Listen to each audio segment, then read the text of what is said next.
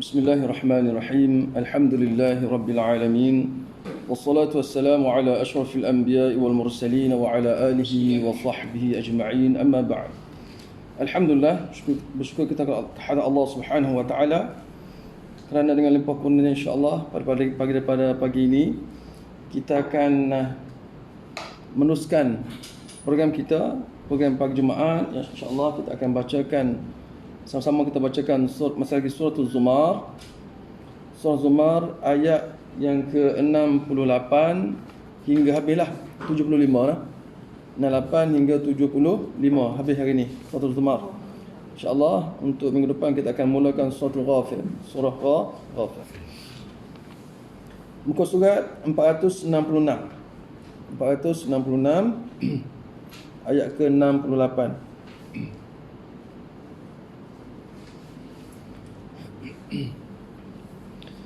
أعوذ بالله من الشيطان الرجيم بسم الله الرحمن الرحيم الحمد لله رب العالمين الرحمن الرحيم مالك يوم الدين إياك نعبد وإياك نستعين اهدنا الصراط المستقيم صراط الذين أنعمت عليهم غير المغضوب عليهم ولا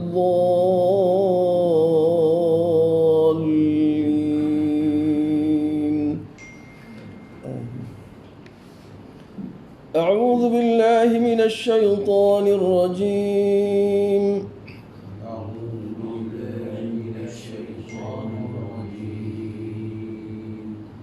ونفخ في الصور فصعق من في السماوات ومن في الأرض إلا من شاء الله ونفخ في الصور فصعق من في السماوات ومن في الأرض إلا من شاء الله ثم نفخ فيه أخرى فإذا هم قيام ينظرون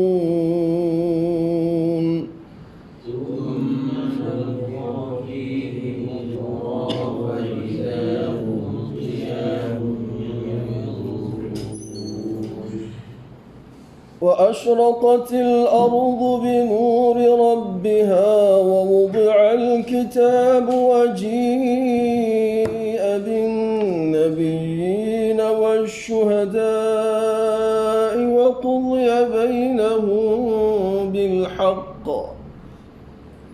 وأشرقت الأرض بنور ربها ووضع الكتاب وجيء بالنبيين والشهداء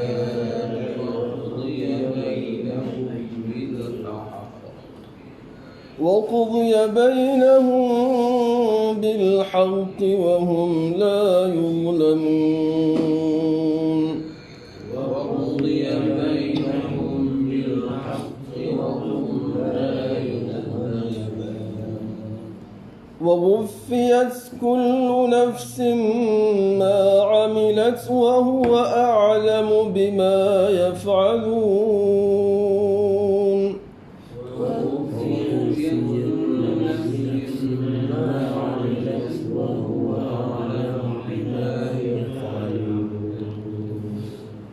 وسيق الذين كفروا إلى جهنم زمرا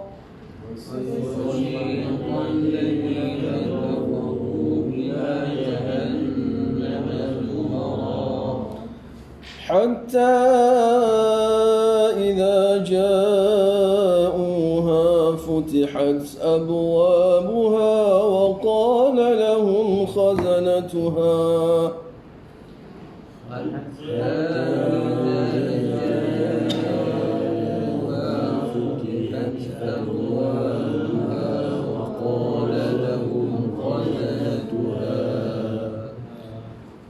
وقال لهم خزنتها ألم يأتكم رسل منكم يتلون عليكم آيات ربكم وقال لهم خزنتها ألم يأتكم رسل منكم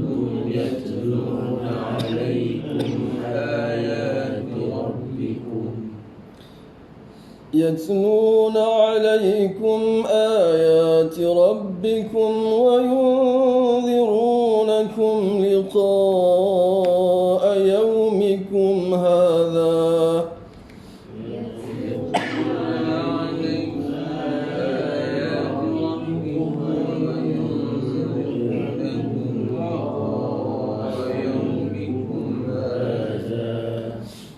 قالوا بلى ولكن حقت كلمة العذاب على الكافرين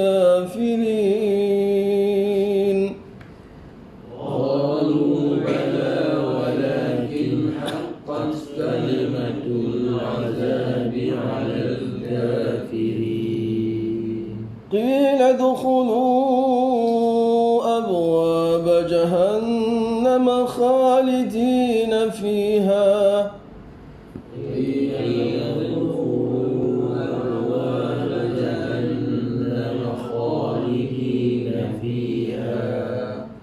فبئس مثوى المتكبرين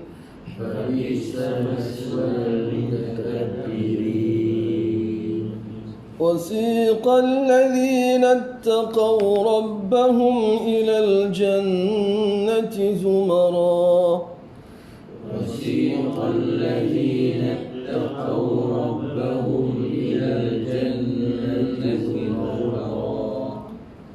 حتى إذا جاءوها وفتحت أبوابها وقال لهم خزنتها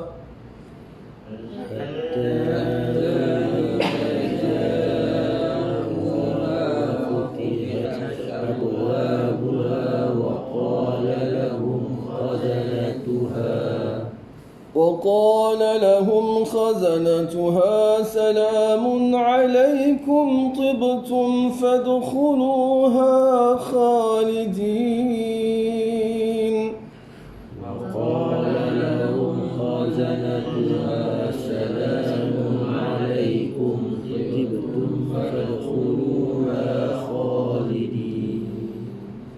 وقالوا الحمد لله الذي صدقنا وعده وأورثنا الأرض نتبوأ من الجنة حيث نشاء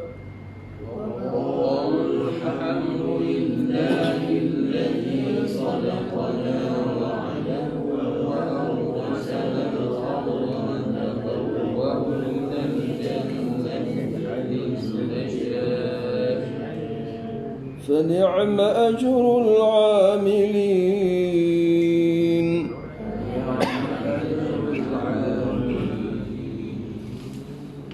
وترى الملائكة حافين من حول العرش يسبحون بحمد ربهم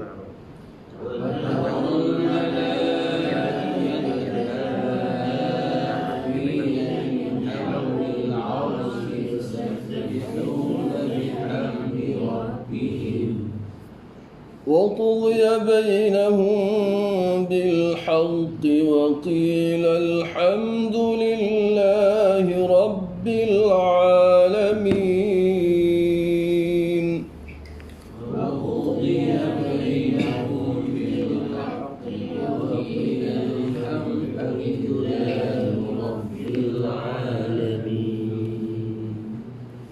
صدق الله العظيم. Alhamdulillah, kita telah selesai membaca ayat surah Az-Zumar bermula pada ayat 68 hingga ke 75. Maka dengan ayat 75 tadi maka sempurnalah surah Az-Zumar kita. Kemudian insya-Allah pada minggu depan kita akan mulakan surah baru, suratul Ghafir, surah Ghafir. Dengan itu saya silakan Al-Fadhil Ustaz Nasri untuk menyampaikan tafsir bagi ayat kita bacakan tadi, insya-Allah. Silakan Ustaz.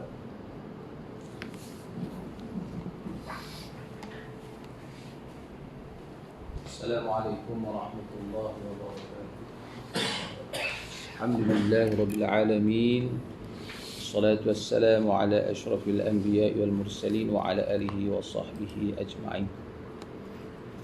Allahumma salli ala Muhammad wa ala ali Muhammad kama sallaita ala Ibrahim wa ala ali Ibrahim wa barik ala Muhammad wa ala ali Muhammad kama barakta ala Ibrahim wa ala ali Ibrahim fil alamin innaka Hamidum Majid. Rabbi shrah li sadri wa yassir li amri wahlul 'uqdatam min lisani yafqahu qawli. Terima kasih kepada Ustaz Sul di atas bacaan surah Az-Zumar ayat 68 hingga 75. Alhamdulillah kita dapat sama-sama membaca. Mudah-mudahan Allah Subhanahu Wa Taala memberikan ganjaran pahala yang setimpal kepada kita, bertepatan juga pada hari ini, penghulu segala hari, hari Jumaat. Dan marilah sama-sama kita membanyakkan selawat ke atas junjungan besar Nabi Muhammad sallallahu alaihi wasallam, insya-Allah.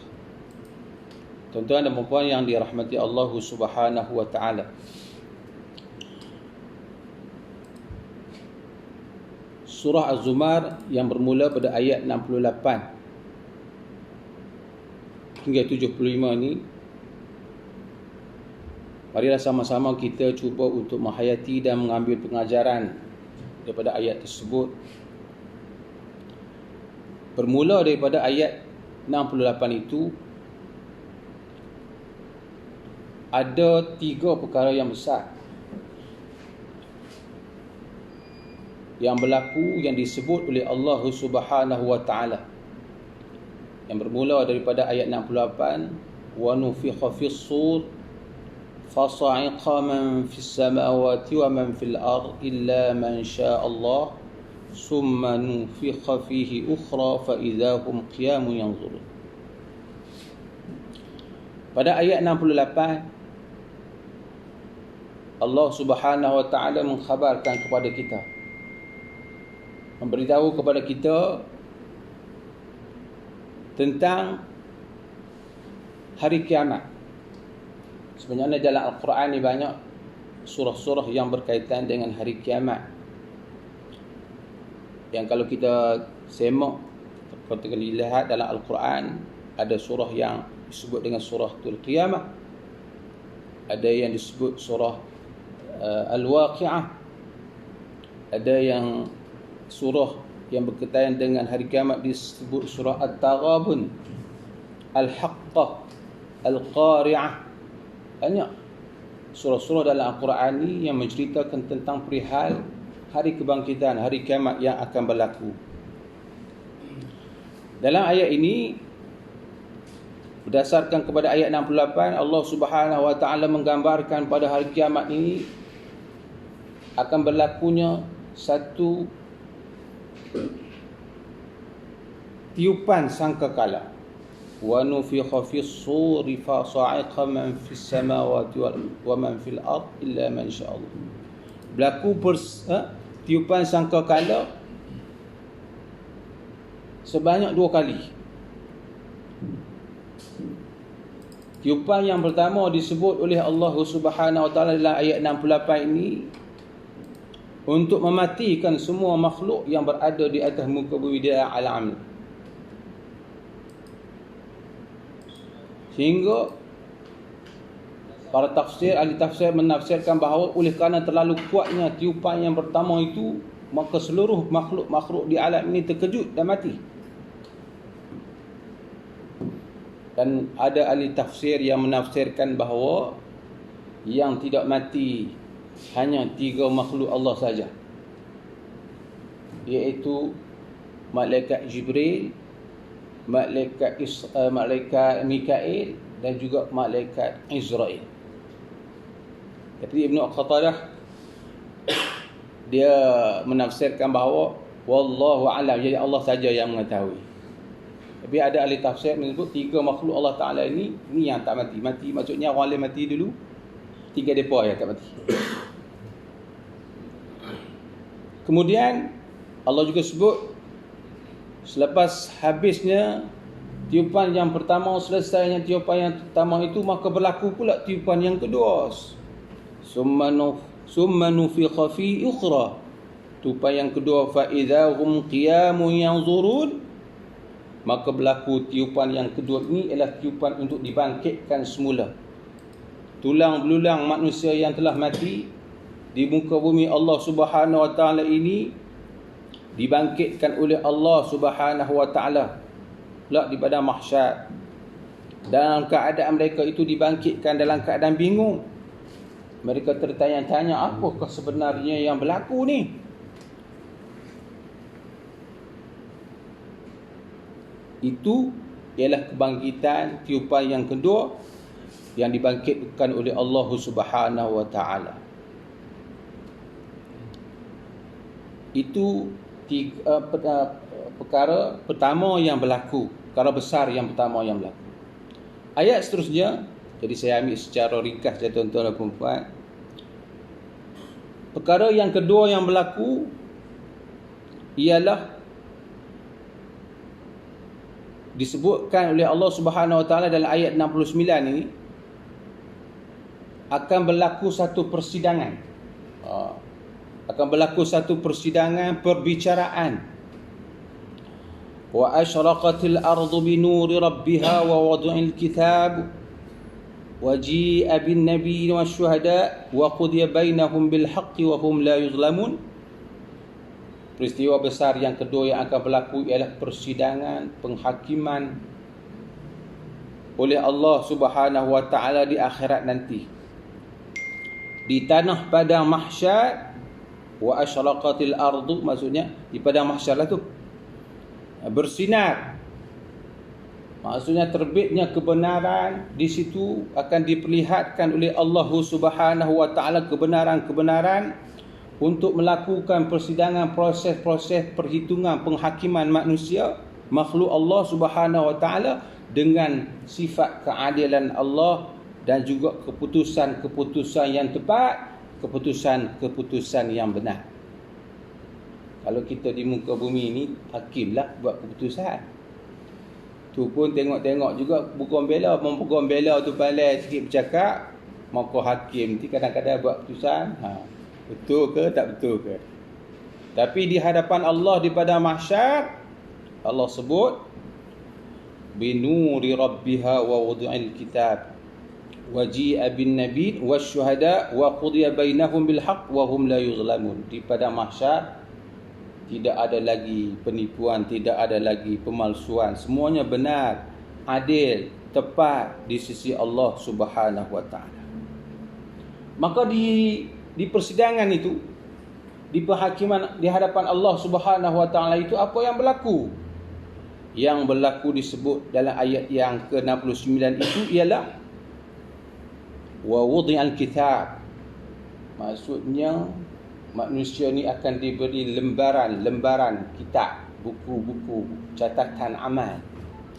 Proses yang berlaku di atas perbuatan manusia ditunjukkan di hadapan Allah, di hadapan manusia, di hadapan makhluk Allah Subhanahu Wa Taala, diletak di hadapan mereka, sama ada yang datang itu daripada arah kanan ke arah kiri ke. Mai buku catatan amalan yang telah kita lakukan di atas muka bumi ini tanpa meninggalkan sedikit pun perbuatan-perbuatan yang telah kita lakukan, sama ada perbuatan yang kita lakukan itu amalan yang baik ataupun amalan yang buruk. Kemudian disebutkan lagi oleh Allah Subhanahu Wa Taala dalam ayat seterusnya, didatangkan nabi-nabi, dihadirkan nabi, waji'a bin nabi wasyuhada, nabi-nabi didatangkan kepada mereka, kepada kita, kepada makhluk Allah Subhanahu Wa Taala di padang mahsyar itu sebagai saksi. sebagai saksi. Malaikat-malaikat yang mencatat segala amalan kita dan juga para syuhada akan menjadi saksi kepada kita di atas segala perbuatan-perbuatan yang telah kita lakukan di atas muka bumi Allah Subhanahu wa taala ini. Bukan setakat anggota tubuh badan kita jadi saksi, tapi para malaikat, para nabi, para syuhada akan menjadi saksi kepada kita di atas perbuatan yang telah kita lakukan. Adakah selama ini tidak ada rasul dan nabi datang untuk menyampaikan ajaran Allah Subhanahu wa taala? Ditanya pada kita. Baik. Seterusnya, perkara besar yang ketiga ialah yang disebutkan oleh Allah Subhanahu wa taala dalam ayat ini,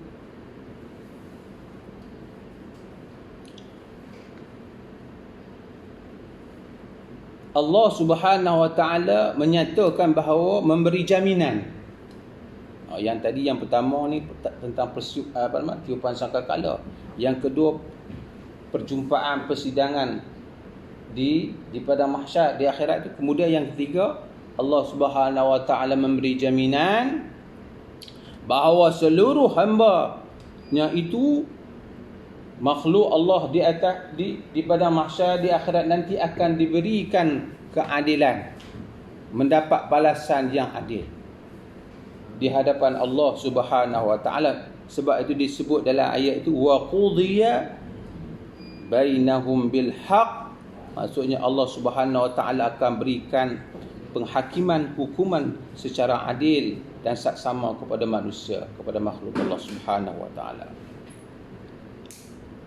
Kemudian proses di situ lagi ialah berlaku ialah tidak ada ataupun tidak kurang sedikit pun pahala ataupun azab, penambahan azab mengikut amal dan juga perbuatan manusia. Maksudnya Allah Ta'ala bagi adil. Kalau kamu layak untuk mendapat pahala begini, Allah bagi begini. Kalau kamu buat dosa dan maksiat, begini entah azab dan siksaan yang akan kamu dapat. Tak ada kurang sedikit pun daripada Allah Subhanahu wa taala. Wahum, sebab itu Allah Subhanahu wa taala sebut apa di sini? Wahum ya'lamun. Ada wasiqal ladina kafaru wahum yaf'alun. Kemudian Allah Subhanahu wa taala sebut lagi dalam ayat ini ialah setiap jiwa itu akan diberikan keputusan oleh Allah Subhanahu wa taala berdasarkan perbuatan mereka baik atau buruk. Sebab itu disebut dalam ayat tu mana ayat tu? Wa wuffiyat kullu nafsin ma 'amilat wa huwa a'lamu bima yaf'alun. Maksudnya setiap jiwa manusia ni Allah Subhanahu wa taala akan diberikan keputusan berdasarkan amalan-amalan perbuatan mereka baik ataupun buruk. Kemudian yang keempat disebut oleh Allah Subhanahu wa taala, Allah tahu perbuatan hamba-hambanya. Dia nak cerita ni wa huwa a'lamu bima yaf'alun. Allah tahu perbuatan kamu, perbuatan hamba-hamba ni, kamu buat baik ke kamu buat buruk ke. Aku tak payah kata datangkan SU ke nak kan, datangkan kata apa saksi ke, tak payah. Aku semua tahu perbuatan-perbuatan yang telah kamu lakukan. Di samping itu ada buku catatan amalan, ada nabi-nabi yang akan menjadi saksi sebagai hujah. Jangan kamu duk cari alasan-alasan. Sebab itu pada hari kiamat, pada mahsyar di hadapan Allah Subhanahu wa taala, mulut itu dikunci, mulut itu ditutup. Sebab apa? Sebab kalau mulut ni bercakap, dia akan kata bohong. Dok. Sebab tu anggota-anggota lain akan menjadi saksi di hadapan Allah. Tuhan kata apa? Anggota kata, tangan kata ya, akulah ambil. Kaki kata ya, akulah pergi tempat tu. Kita nak bohong tak boleh nak tipu, tak boleh nak bohong. Kemudian ayat yang seterusnya Allah Subhanahu wa taala sebut juga sampai berapa kita Ustaz Mak?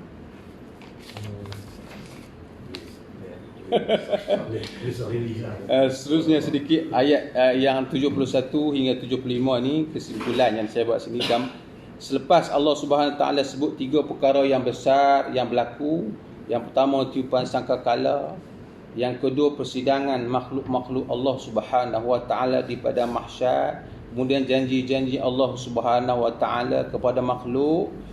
Manakala ayat 71 hingga 75 ni Allah Subhanahu wa taala memberi gambaran bagaimana kedudukan orang-orang kafir, pendusta-pendusta, pembohong-pembohong diseret oleh Allah Subhanahu wa taala ke dalam api neraka. Diseret tu, dipaksa tu, kan, dipaksa. Seret ke neraka.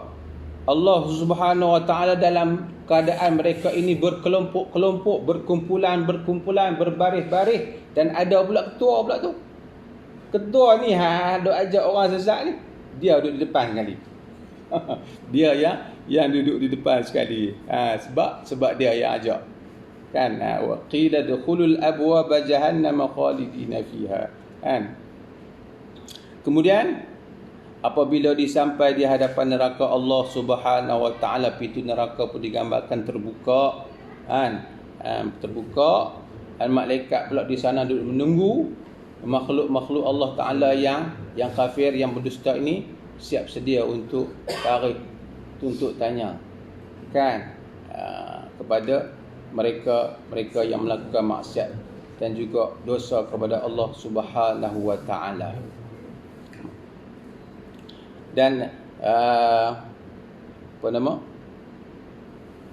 selepas itu pada ayat yang terakhir itu disebutkan juga gambaran orang-orang yang beriman, orang-orang yang bertakwa kepada Allah Subhanahu wa taala dihantar ke syurga Allah itu dalam keadaan berombongan, berkumpulan, sehingga mereka itu apabila sampai disebut dalam ayat ini, sehingga apabila mereka sampai ke syurga, pintu-pintunya telah dibuka, penjaga-penjaganya berkata kepada mereka, kan, kesejahteraan dilempahkan ke atasmu, kan, berbahagialah kamu, masuklah kamu ke dalam syurga itu dan kekal di dalamnya. Itulah yang disebut oleh Allah Subhanahu wa taala, ganjaran-ganjaran yang diberikan oleh Allah Subhanahu wa taala kepada orang-orang yang beriman, orang-orang yang dimasukkan ke dalam syurga, berbanding dengan orang-orang kafir, orang yang dusta, yang akan dimasukkan, diseret oleh Allah Subhanahu wa taala ke dalam api neraka, dan mereka akan ditanyakan oleh malaikat, dulu ni masa kamu hidup di atas muka bumi ni, tak ada ke orang bagi tahu, Nabi dan Rasul memperingatkan kamu tentang kebenaran, tentang syurga, tentang neraka, tentang azab, siksa dan sebagainya? Mereka kata ada, tapi kami ni tak mau dengar. Maka itulah balasan-balasan yang diterima oleh mereka yang ingkar kepada Allah Subhanahu wa taala. Itulah sedikit sebanyak pengajaran-pengajaran daripada ayat surah Az-Zumar, ayat bermula dari ayat 68 hingga ke 75. Mudah-mudahan insya-Allah kita dapat mengambil sedikit pengajaran daripada sana, dan semua yang baik itu datang daripada Allah Subhanahu wa taala. Salah silap, kelemahan itu datang daripada diri saya sendiri. Qul qawli hadza wa astaghfirullahal azim li wa lakum. Assalamualaikum warahmatullahi wabarakatuh.